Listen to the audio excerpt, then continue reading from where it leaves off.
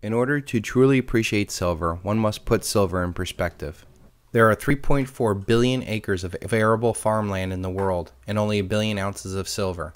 That is less than 1/4 of an ounce of silver for every arable acre of land. There is roughly about 6.8 billion people in the world and about 1 billion ounces of above ground silver. That works out to about 1/10 of an ounce of silver per person if every ounce was evenly distributed per capita. But we know that silver is not evenly distributed. Think about this. Your local millionaire could easily buy a ton of silver. Based off of that, only 31,250 people in the world could ever own exactly 1 ton of silver. And yet there are 10 million millionaires in the world. This is not even your ultra rich. This is your millionaire next door kind of guy. Another way of putting silver into perspective is by its market capitalization. If there are about 1 billion ounces of silver in bullion in existence right now, and silver is about $30 an ounce, then the market cap of silver is about $30 billion. So let's see how silver's market cap relates to the values of other assets. One single gold miner, Goldcorp, has a market cap of about $30 billion. Bill Gates is worth about $53 billion. The total market cap of all gold miners is $250 billion. The market cap of silver would only be 1/20th of the market cap of Apple Computer, which stands at about $600 billion. The total amount of actual dollars in circulation in the world is $800 billion. The total amount of all other currencies in circulation is about $2 trillion.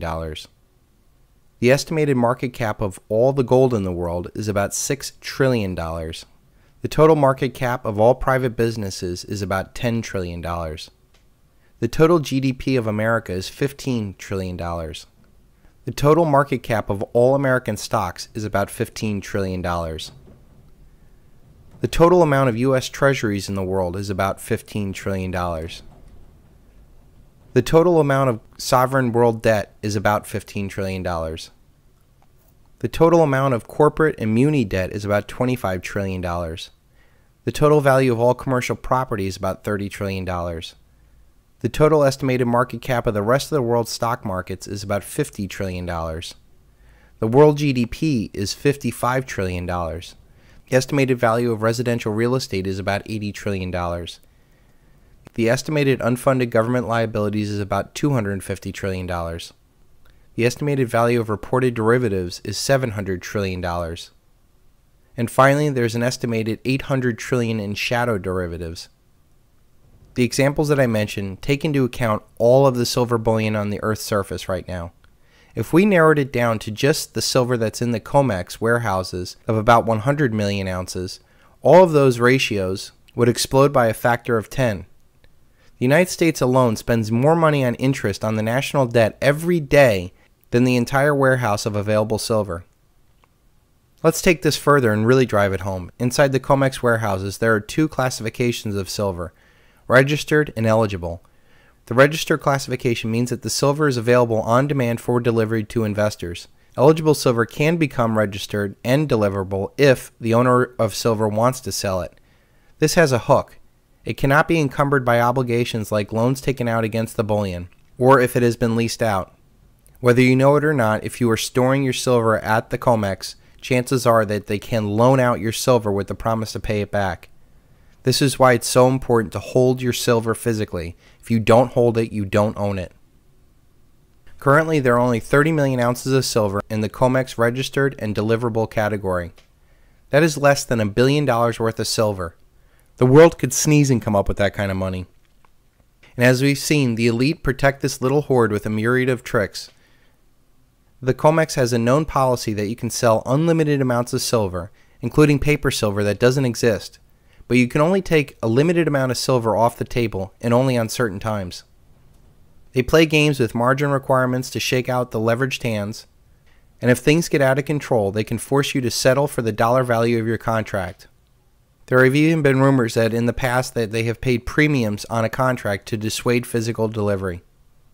The thing that put silver in the most perspective for me was an article written by Adrian Douglas from GATA that claimed the United States Geological Survey said that silver would be extinct by 2020.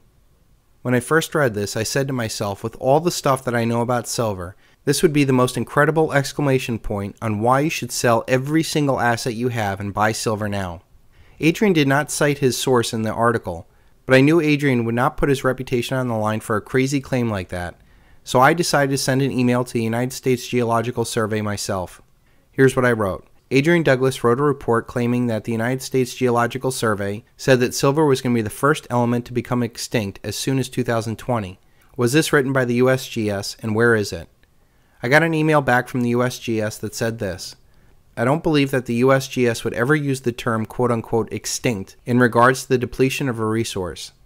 The USGS estimates the current worldwide silver reserves to be estimated at 510,000 tons. The global demand for silver in 2009 was about 24,000 tons. If nothing else were to change, the implication would be that we would run out of silver in 20 years. However, new deposits are still being discovered, and scarcity would lead to a higher valuation, which would eventually lead to more exploration interest. Here's a diagram showing silver's relative abundance. He finishes up with this line that said, while silver ore may become scarce, given the right price, it shouldn't become extinct. Regards, Gary Dorsher of the United States Geological Survey, Office of Communication and Publication, Science Information Services, Alaska. That last line is what it's all about. The bankers manipulated the price of silver down, and it gave rise to a quadrillion-dollar Ponzi scheme to give them unlimited power and profits. This manipulation has caused an incredible malinvestment so that all of humanity has trashed a precious metal to consume it to the point of oblivion. At some point, very soon, the physical market is going to take over, and all the games that the bankers are playing will end. It will be game over, and you will never see a more dramatic rise in price in anything, ever. Quadrillions of dollars, euros, pounds, rubles, yuan, etc. are all outstanding debt money to less than 1 billion above-ground ounces of honest money, silver. When silver's value is reestablished, silver will once again be treated as a precious metal. Humanity will stop wasting it, and much higher prices will force wiser use and recycling of it. Silver will not become extinct, but its price will just go to the moon. This is truly a once-in-a-lifetime opportunity. There is no other example that even comes close to the stage that is set for the silver rocket launch.